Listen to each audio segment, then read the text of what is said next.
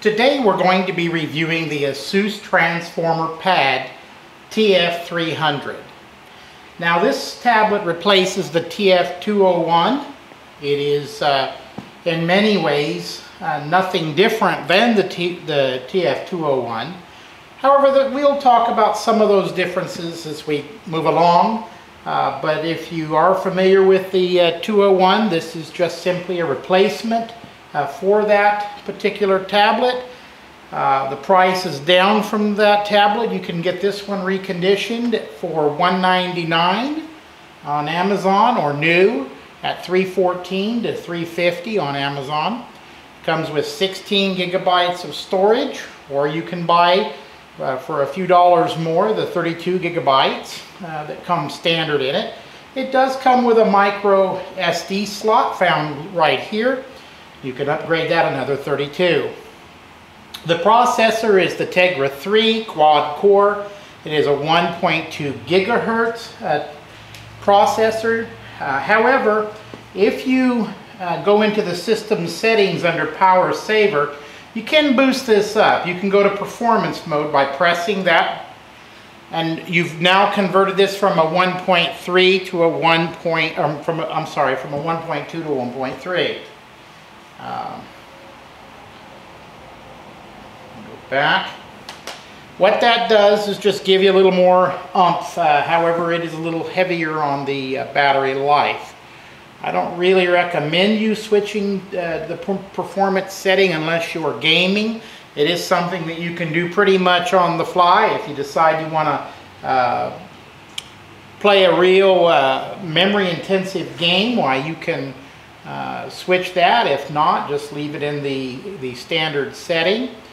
Comes standard out of the box with 4.0 operating system of Android. That's the ice cream sandwich.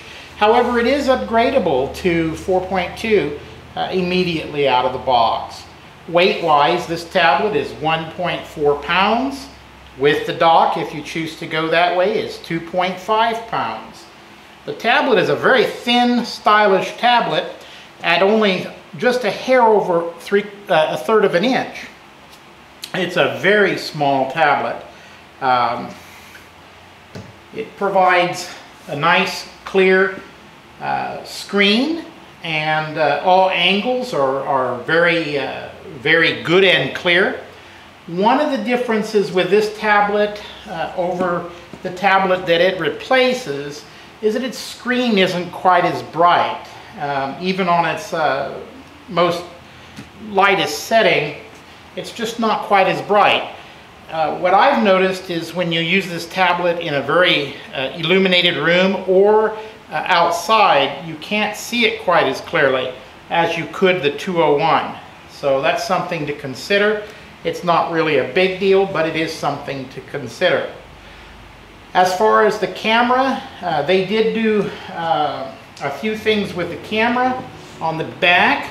On the 201, you have a flashlight back here. This one does not come with one. However, this does have an 8 megapixel rear-facing camera, and I'm telling you, it's a very good camera. On the front camera, it is a 1.2 megapixel, which doesn't sound like a whole lot, but it does provide one of the best and clearest pictures you can get in a 1.2. I don't know exactly how they're accomplishing that, but it is a very good quality forward-facing camera. The screen resolution is 1280 by 800, which is pretty average. It's nothing to write home about. It is pretty average. However, it does provide everything one needs in a tablet for gaming, etc. As a matter of fact, combined with the TF300, the memory that this unit has at 1 gigahertz of DDR3, which also is an improvement over that of the first generation, which is the TF101. This is DDR3 memory. It comes with Wi-Fi, Bluetooth 3. It does have true GPS, and it works just fantastic. It can be turned on or off. It has a gravity sensor. It also has micro USB right here. There's your SD slot, your micro, your dock. If you choose not to get the dock, you can buy an adapter that plugs right into the bottom here that gives you a USB port. You're blank on this side other than your audio port. On the top of your tablet you have nothing except for the on and off. One other change between the 201 and the 300 is that on the 201 you have a brushed aluminum back. You do have a plastic back on this one. When we get to the new 700, you'll see many improvements, and I think you'll be very pleased with the TF300. I have been. As far as battery life, very good on the batteries. Moderate to heavy use, you should get 7 to 8 hours. On light use, you should get 9.5 hours roughly. And if you add the keyboard, you'll get another 6 hours. One of the nice features of the keyboard, when you slide your keyboard in, it locks good and tight. I have never had any problems with that coming unloosed. However, one of the problems I did notice, and it's very hard in the video, I'm sure, but there is a gap between here and here, right in this area where the connection occurs. And the reason for that, as I've discovered, is that as the tablet leans back, it applies pressure to this seal here on the bottom, and it causes just a tiny bit of separation. It's never caused anything other than a tiny bit of separation. It still locks good and firm, but from the tablet leaning back, because the tablet is actually fairly heavy and the dock and the tablet weigh about the same weight, the more you tip the tablet back, the more the tablet wants to resist it, and so there is a little bit of separation. So you do have a micro HDMI slot and a micro SD slot. At the bottom you have your 40-pin charger, which is proprietary for ASUS. There you go, that's your 40-pin charger. It's similar to some of the 30-pin chargers. However, it is not a 30-pin charger.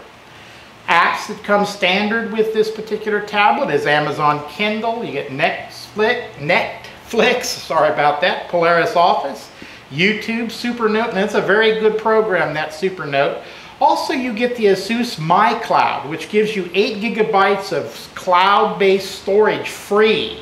You also have an app locker. Now, that's another nice program, and what that app locker does is it will require a password for the apps you tell it to. So if you don't want someone going into, say, your Amazon store, you can put a password on it, and therefore when anyone hits the icon, boom, requires a password. Very good program. Again, the keyboard will provide you with an additional 6 hours of battery use. I would not own an ASUS without a keyboard. I think it's like hand and glove, they just go together. I think you'd really be disappointed without one due to the extended battery life. I think I told in another video about being stranded overnight in an airport and using my tablet exclusively, that this was that tablet. And I assure you, I was very grateful that I had charged my unit, and also that I had the keyboard with me, because I used it for quite an extended period of time. The micro mouse here, the mouse pad and the right and left mouse buttons were great. The keyboards work great, as do the volume down and volume up buttons on all the others, the lock, etc. work perfectly. We don't have some of the issues that we had with the 100 and its keyboard, 101 and its keyboard. There are some issues with that, just being quirky. No pun intended. On the side of your keyboard, you do have your 40-pin charger. On the opposite side of the keyboard, you have over here a full-size USB port, right there. And over here, you have a full-size storage card. So you can put an SD card right in there full size, as well as in the tablet. So you can load this up with movies, and because the sound quality on this particular keyboard is really good, you'll benefit if you're on a long trip, you want to take along some movies or some music or some games. You've got plenty of storage capacity with this, with the keyboard and with the tablet. You can almost not go wrong. Pros, very affordable. Again, reconditioned $199, and I've seen them as low as $179 for the tablet alone. The keyboard runs about $100. Reconditioned, you can get them around $80. Very affordable. Performance is very good. Has great sound. Only has one speaker though. We'll show that to you back here. You can see that right there. It only has one speaker, but that one speaker does perform very, very well. You will be surprised with the quality of sound that you get out of the TF300.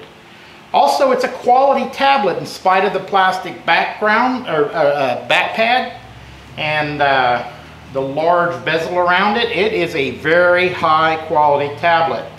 ASUS basically owns the tablet market right now. They're producing some of the highest quality tablets available. Now certainly the Nexus and the iPad and a few others are right up there. The Samsung right up there in high quality.